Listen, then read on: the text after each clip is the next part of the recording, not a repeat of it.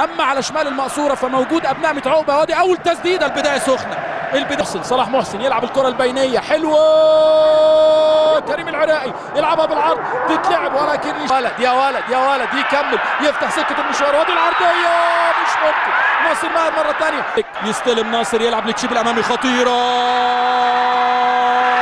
مهموم مرة ثانية يلعب الكرة العرضية على القائم البعيد. صلاح محسن يا ولد يا ولد يا ولد يا لكن عمرو السعداوي بسن الجزمة يعدي خطيرة.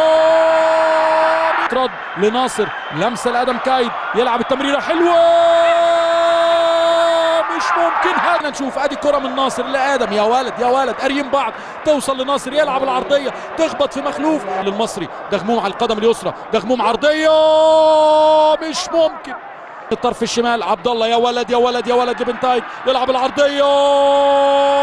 خزن الله اسهل نفسه يلعب البينيه حلوه لناصر من ناحيه اليمين المره دي. ناصر يبص ويلعب العرضيه. اخوان الفينا هيعمل ايه المره دي؟ البرازيلي يدخل جوه. اخوان الفينا التسديده في البعيده، يعدي على القدم اليسرى معاه عمر جابر يا ولد، يرقص ويعدي يدخل جوه 18. خطيره خطيره خطيره.